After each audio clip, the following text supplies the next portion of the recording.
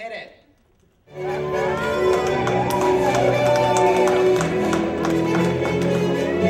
In a world where sleep is a memory, where nutrition is but a dream, and hydration nearly impossible, and Shinerbach your salvation. How will you explain this to your family, your friends, your colleagues, the people you know back home? How will you enter the rest of your life after South by Southwest?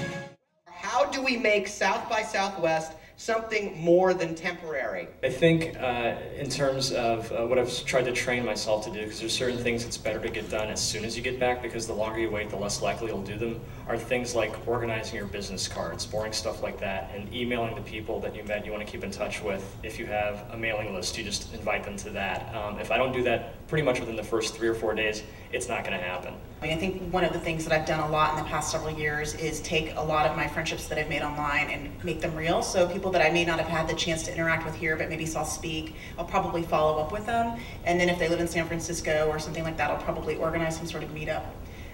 Folks who know me well for doing those things. But also I think on a professional level is, I think it's all going to boil down to the people you met, and you keep hearing this theme arise as it's all four of us speak about the thing that is most valuable about South by Southwest is the people here and the opportunity to really interact with them. So I think those are some of the lessons that I'll be taking back. I think that all I want to do is continue to cultivate those relationships. And I'll be thinking about panel ideas for next year too, especially when it comes to be the end of the summer.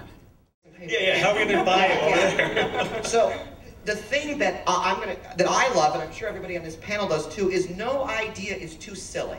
No idea. In our lives, I think we're accustomed to saying, oh, I don't have time, or oh, it's not practical, or oh, it isn't adult or mature. Those ideas are all welcome here. In fact, they're actually encouraged here. But I think that's a lot of what would happen around South by Southwest is people kind of don't even understand the whole purpose of coming. Yeah.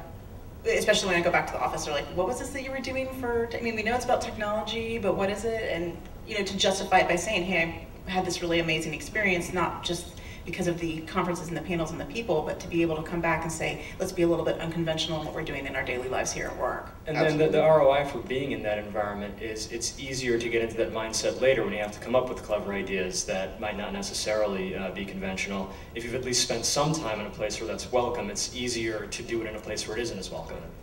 Yeah, and you look at the companies whose culture we envy, and even the people whose products we support, and they all seem to, at least at some level, be an environment where crazy thinking is encouraged.